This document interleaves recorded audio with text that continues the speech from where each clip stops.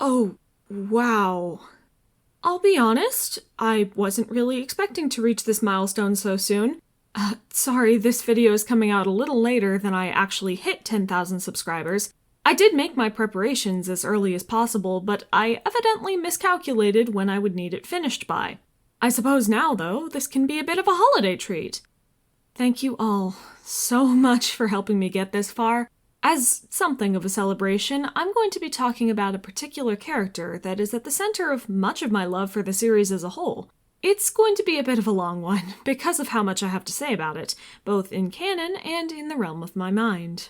I don't think it's a secret that I adore Hollyleaf. She is my favorite character, not just in Warriors, but across all media I've consumed, and my feelings about her have only grown as I've had more years to think about her, in her canon portrayal, potential alternative routes for her journey to take, and, more recently, how to go about changing her character and story slightly for Paws of Stars, to make her everything I ever dreamed for her to be. Fair warning that this video will talk about the direction I think Hollyleaf's story was going in, the points that could have changed, and my interpretation of her character, and all of that will very much be spoilers for what has already been released for Paws of Stars, albeit absent of context. If there was one thing that kept me unquestionably tied to and in love with the arcs I'm now rewriting in the decade leading up to Paws of Stars, it would be Hollyleaf, in the stories I saw for her, the lessons she taught me, and the impact she had on my life and view of myself. There's a reason I love her so much. Even when we first met her as a kit, Hollykit already had a strong personality. She was a stickler for the rules and pretty ambitious as well, wanting to be a medicine cat primarily because of how prominent and essential it would make her in the clan. Yet she also got into playfights with her brothers against her better judgment and followed them to find a fox cub outside of camp, even when she knew it was explicitly going against orders from the Warriors and Warrior Code. As an apprentice, she finds the job of a medicine cat to be much more difficult, and herself to be much more squeamish than she had expected. But she doesn't immediately give up, even as she finds little to no satisfaction or success in it. Her brute force method continues until Brooke intervenes and explains, using an anecdote from the tribe, that maybe she should follow her talents rather than work endlessly at something she both isn't good at and that doesn't bring her joy. She also reminds Hollypaw that respect and importance come from proving yourself as an individual, not by holding an important position. In canon, Hollypaw has also been exposed to fighting at this point, and found it to be both exhilarating and something that she was naturally gifted in, which further pushed her into agreeing with Brooke. But even in my version, where she was trying to spend as much time in the medicine den as she could and was still failing, the idea of a life that might be easier and more fulfilling for her is enough to finally convince her to train as a warrior instead. However, in my version, this also comes with the promise that she'll still make herself important. As a warrior, an arbiter of the warrior code like she had been as a kit, and maybe even a mentor, deputy, and leader one day. Canon then sees her, the strictest code follower we've seen yet, disobey the code and her leader to sneak onto RiverClan territory, talk to her friend Willipaw, and find out what's wrong in RiverClan. From what we've seen so far, Hollypaw is someone who cares deeply about following the warrior code, but often breaks it herself if she can find some justification to. She wants to help others, but finds fighting and critiquing others to be much easier. And while she goes on quite a lot about wanting to do good and just help her clan as much as she can, what she consistently places value and passion in isn't selfless aid, but importance and glory. She doesn't just want to help, she wants to succeed and be looked on favorably for it. This isn't even something she wholly recognizes herself, which can lead to a lot of hypocritical behavior, such as her continuously berating Lionpaw for meeting with Heatherpaw when she did something that is at least similar, though not identical, with Willipaw herself. Now, some would say, even with some level of accuracy if we're referring to the canon material, that Hollypaw's portrayal so far has been and continues to be inconsistent, and a marker of the errant's inability to grasp who she was yet. Vicky has openly admitted since that she only came to understand Hollyleaf around the time of Eclipse or Long Shadows, which was far too late to build up any foreshadowing or grounding in a character arc that could have used that murder as its midpoint. I wholly accept all of that, but it's also the very reason I was drawn to Hollyleaf this early. Whether by accident or on purpose, Hollypaw has a series of different motives, some known to her and some not, that are causing her to act in contradictory ways, and that is wildly intriguing to me. The way I see it, Hollyleaf's core motive is being recognized, respected, or loved. and different influences in her life have taught her the ways in which that is achieved.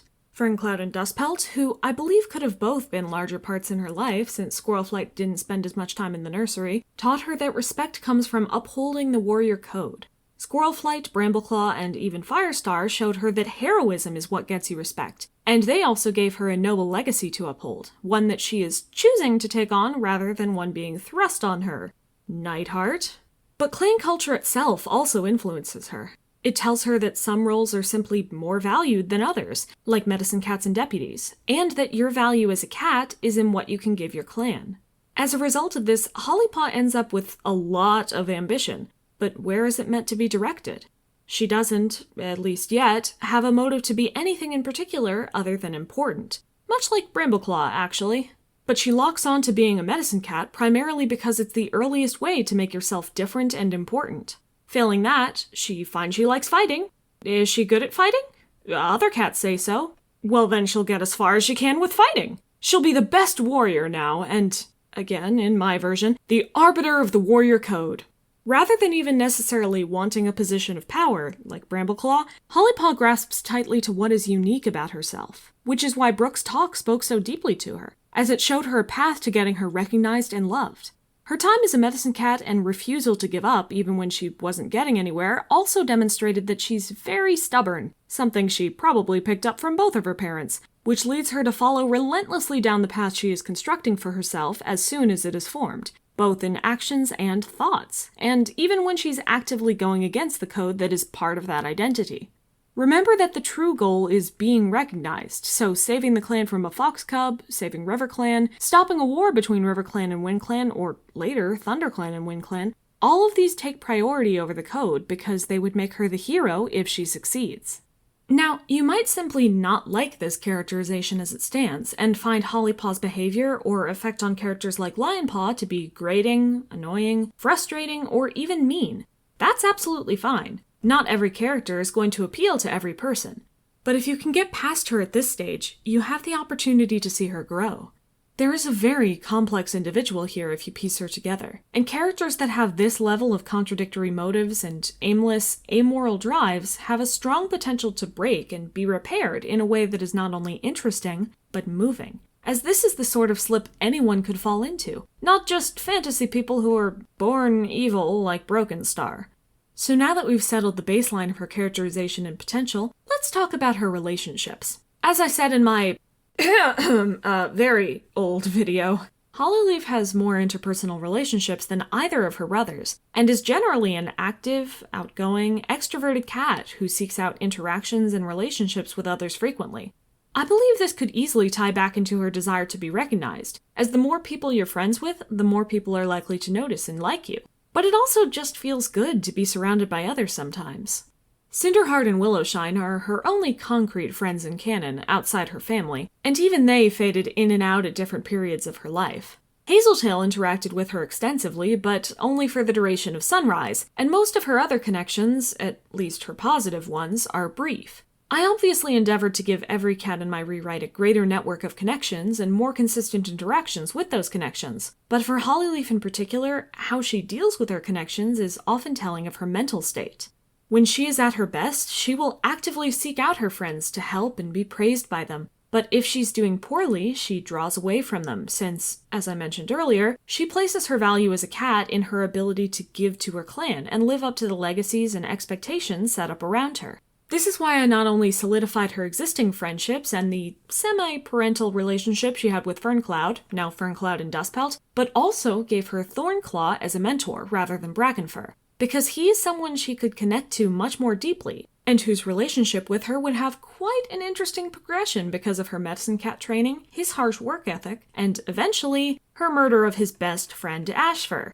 I discussed this decision and Thornclaw's own story with greater depth in his own dedicated video, but I will save further details for a later day. While I'm on the topic of relationships, I probably can't avoid talking about her relationship with Soul, but this is something I went into much more extensively in my video on the Tom in question. At this point, you might notice just how many of my videos and interests have been dancing around the topic of Hollyleaf all this time. Soul works as a perfect foil for Hollyleaf at multiple important stages of her journey, as another powerless orator who seeks personal glory and validation while hurting others along the way. Her falling into actions that he would take, or finally breaking from his chain and choosing to go against him, work as great symbols of her current progression and growth. But of course you can watch the Soul video if you want more details on that. Moving to another point then. Over the years, I've heard that Hollyleaf's murder of Ashfur and actions at the Gathering don't make sense, because she killed Ashfur to keep the secret of her parentage, but then told it herself.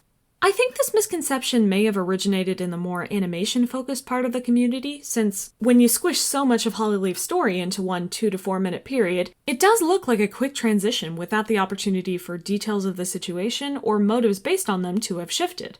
However, the reality is that an entire book, exactly a moon of time from one gathering to the next, passed between Ashfur's murder and Hollyleaf revealing their secret at the Gathering. And even in canon, one very important piece of information was revealed in that time: who Hollyleaf's parents were. Ashfur only discovered that Squirrelflight and Brambleclaw weren't their birth parents. When Hollyleaf killed him, she was preventing a random, unnecessary scandal that would start rumors about ThunderClan's and her true character without any need. No one actually knew who their parents were. It could have been 2 ThunderClan cats who just broke up and decided not to stay together. It could have been random cats outside the territories who left their kittens by the border. There were a number of possibilities that wouldn't ultimately be as bad, for Hollyleaf and her brothers at least, and that would still get their names tossed around among the other clans for no reason. That doesn't mean she was right in killing him though, as I've seen other people say. If she, or anyone, had come to Firestar, Brambleclaw, Sandstorm, Dustpelt, anyone really, about exactly what happened with Ashfur in the fire, I highly doubt that most of those cats who knew them so well and trusted them so deeply would condemn them. And as authority figures, they would have a higher chance of giving Ashfur a proper punishment that didn't have to be and probably wouldn't have been death. Hollyleaf chose to kill him rather than go to others for help because she's stubborn, independent, and didn't want anyone to know Ashfur's secret, including her clan leader and friends. She killed him because it was the easy way out. But when they learned that their parents were actually a medicine cat and a cat from another clan, things changed. Her birth had actually broken both the medicine cat and warrior codes, which by her logic meant that there was no way to ever be respected. If she was breaking the code by existing, then she couldn't claim to be a follower of the warrior code. If she was partly from WindClan, she couldn't claim to be a loyal warrior. If her heritage was really a disgraced medicine cat and a faraway father who disowned her, there was no heroic symbol she was meant to live up to. And of course, there's the thing about the prophecy. This really deserved its own section, because being the one left out of the prophecy might well be the most widely known identity Hollyleaf has. As far as canon is concerned, that wasn't decided until Eclipse or Long Shadows, the 4th or 5th books of her arc, so not being a part of the prophecy wasn't a plot point that had much time to develop. It didn't impact her, and in fact there's no scene in the series where Hollyleaf gets to find out she doesn't have a power, something I also mentioned in my video on the powers of 3. Even when she later returns, the focus is primarily on her being a murderer-turned-hero rather than anything to do with the prophecy. When I was given the opportunity to change her, though, I obviously wanted to expand on this.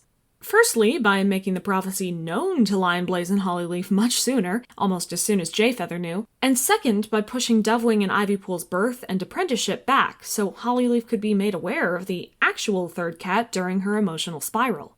In my version, though it was also terrifying, the revelations in the fire scene were partially a relief, because it meant that she hadn't failed to find her power. She and her brothers had never been the ones in the prophecy, and it was they who were wrong. But when she finds out that their powers were real, and it was only her left out of the prophecy, her self-worth is quickly chipped away.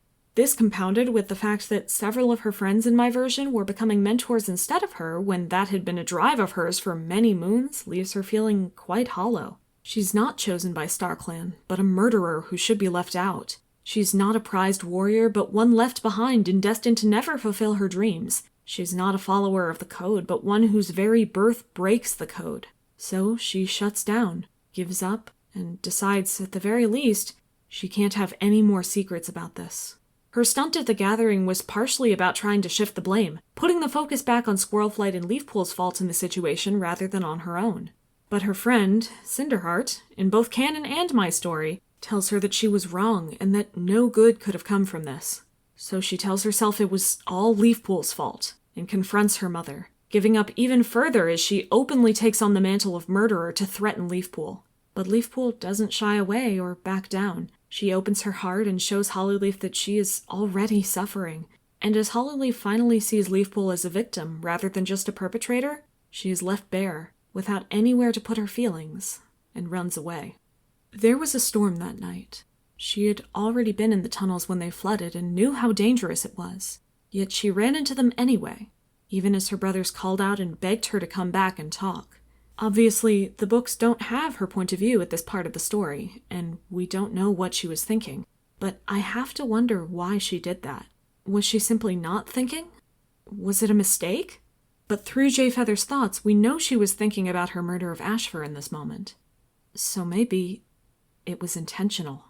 Maybe she saw herself as someone who didn't need to be safe anymore. Maybe she was giving up. And that's why, in my version of the tale, as she lays dying at the bottom of the tunnels, she appears in the dark forest and is greeted by a cat who believes she is coming to join them. If Hollyleaf died in that moment, using my lore of the world, that's where she would have ended up, permanently. But one cat, a complete stranger, saved her from that. Now we move on to Hollyleaf's story, or at least that rough period. I have mixed feelings on this book that I will get into eventually when I cover it for Trip Through Time, but the basic framework is one I have a lot of fondness for. Fallen Leaves and Hollyleaf are both lonely, somewhat broken individuals at this point for different reasons. Neither of them have their families around, and both of them at least feel trapped in these tunnels away from home. That's a solid foundation for a good relationship and opportunity for them to help each other, with Fallen Leaves giving Hollyleaf a companion to talk to that isn't connected to her past, and with Hollyleaf giving Fallen Leaves some routine, company, and sense of direction that would help his seemingly endless exile feel less like an unchanging slog. This really doesn't have to be a romantic relationship, and honestly, I don't think either of them were in a good place for romance, even if Hollyleaf wasn't asexual and aromantic. But they could have been good for each other and shared an old friends dynamic by the end. This is also the period where Hollyleaf meets and takes care of a fox cub for a single night, someone she was elated to see again later until he attacked her. He didn't remember her because their meeting was so short and he had been so young, but it hurt Hollyleaf. Now, this part is entirely about personal bias and connection, but I loved this. Both as someone who is aromantic and still would like to raise a kid one day, and in seeing what taking care of someone else did for Hollyleaf. She and Fallen Leaves were taking care of each other, but the fox cub was someone she took care of on her own. He was helpless without her. For someone whose rises and falls have always been based around herself, is she good enough? What is her path supposed to be? When will she get her power? How is her reputation? Why is she a bad cat? This level of caring about and being responsible for another, without it having anything to do with her, is actually a big step. I'm sure it was mostly done to fill time in the novella, but I can imagine it being the turning point to helping Hollyleaf re-examine her priorities at large. And it makes sense that this is where she began helping ThunderClan from the shadows, because she realizes she cares about them independent of the love they could give her. But she does still think of herself as, ultimately, a worthless failure, and doesn't want to go back. Of course, when she decides to help Dovewing and Ivypool get out of the tunnels, and Lionblaze finds her before she can hide again, that option is taken away. The cats who care about her, however ill-advised she considers that care to be, won't let her go now that they know she's alive. And Brambleclaw steps in to lie on her behalf about the murder of Ashfur, so few to no cats really mind having her back. More than that, the skills she developed in the tunnels helped them to finally defeat not only WindClan, but Soul as well, so she is considered a hero. And then, in the next book, the Dark Forest battle arrives, so she fights with some cats she has never formed a relationship with and dies heroically without ever making up for her actions in the Power of 3 arc. Wahoo! Okay, so I'll be totally honest, this is the point where I'm going to abandon canon entirely because I do not like how her story was concluded. In general, but especially for someone whose breakdown involved sharing a secret because she couldn't handle the lies her life was built on, I don't think letting Brambleclaw's lie stand was a good idea. This is why, in my version of the story, she stops right after the soul battle when everyone is praising her and confesses to what actually happened with Ashfur, which is given real weight. She is punished, not just in camp duties or solitude, but by having her reputation with several figures she cares about tarnished. And she has to slowly work herself back up by fixing what she can and helping the three with their journey anyway, focusing on a higher cause as a way to keep going despite her personal goals having failed. She has to both atone en masse by working to save the clans and help ThunderClan, and individually to the cats, family, friends, and other figures that she hurt. But she is capable of it. It will be a long and hard process, but not one she has to go through entirely on her own anymore, and I believe it is a redemption arc she deserves to take. We'll just have to see how that goes when I finish writing it. Regardless of anything else, I will likely always love Hollyleaf. Believe it or not, I didn't even come close to discussing every thought I have on her in this video, least of all the ways in which she connects to me and the journey I took alongside her. But I believe I've shown, in part, the interesting aspects of her character and growth that led me to hold her in such high regard. This video was definitely long, but it is a celebration after all. Not just of Hollyleaf, but of this channel, my story, and the opportunity all of you have given me to see this work through. As always, thank you, everyone, for watching. And always remember to look at yourself through the eyes of others. Be it too positive or too negative, relying only on your own perception can fog up the mirror to who you really are.